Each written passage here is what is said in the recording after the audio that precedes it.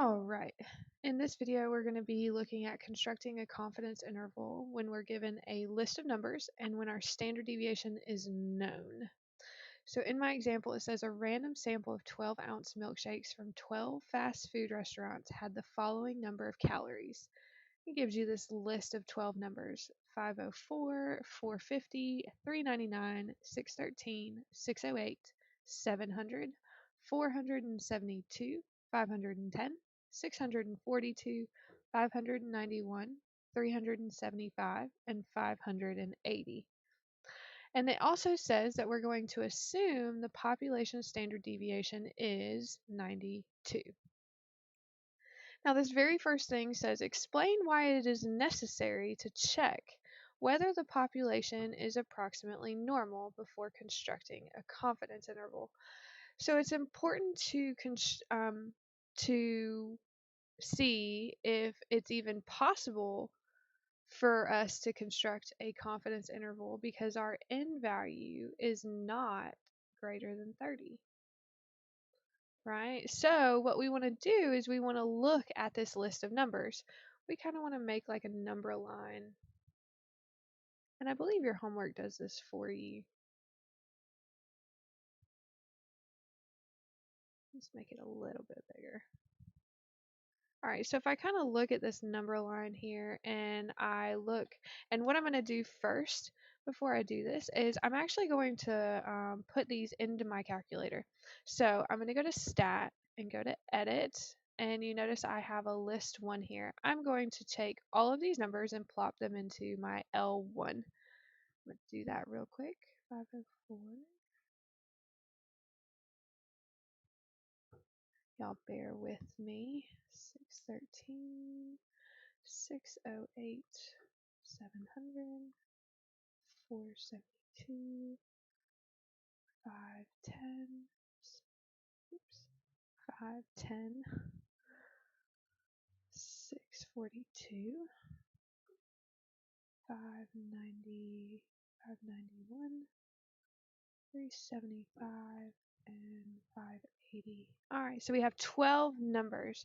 So one of the things that I like to do when I'm trying to make a number line out of numbers is first I'm going to go back out to my main screen. So second mode, that takes you back to your main screen. I'm going to go to Stat. I'm going to go down to number 2, Sort A. So I'm going to sort these numbers from least to greatest, but I need to tell my calculator to do list 1. So I chose second, number 1, close the parenthesis, press enter, and it says done. So now when I go back into my stat and my edit, you notice that all of these numbers are now in order from least to greatest. So we're going to kind of plot these numbers, right? So I know that my highest number is 700 and my lowest number is 375. So I'm going to go by 50s. Let's see if we can fit all of these on there. 400, 450, 500, 550, 600, 650, 700, and I think we're good.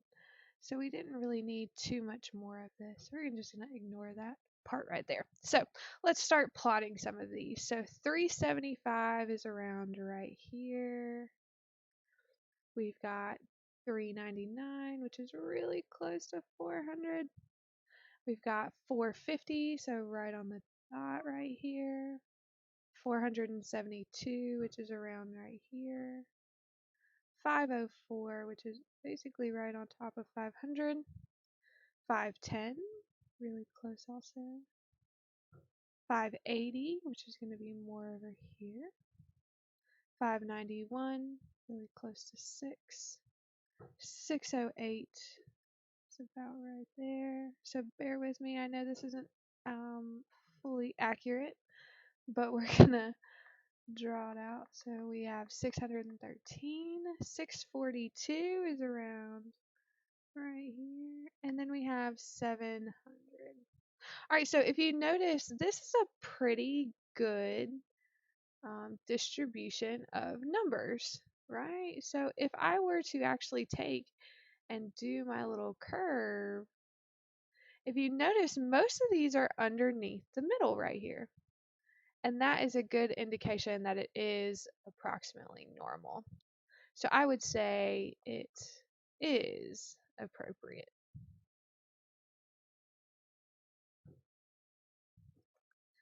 To construct a confidence interval. So that's what we're going to do. It says in the next part right here, if appropriate, construct an 80% confidence interval for the mean price for all 12-ounce milkshakes sold at fast food restaurants. So either from class or from a previous video, remember, if we're dealing with confidence intervals, we need to go to our stat menu.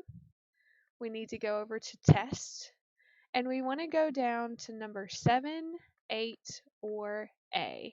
Now, the difference between all this, remember, for our specific example, we're going to be using our Z interval. And the reason for that is because our sigma is known. We have a sigma, or a standard deviation, of 92. So that's very important. So we're going to go to number 7.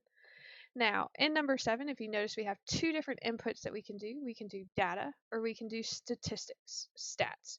We have the data because we actually put in a list of numbers, and we don't really have anything other than that except for our sigma value. Our sigma, we're going to go down and say 92. And of course, our list that we put in is going to be an L1. We don't want to touch the frequency because we only had one list and we don't have a frequency list, so we leave it at 1. And then our C level. Now remember, again, from either class or a previous video, your C level can be put in one of two ways.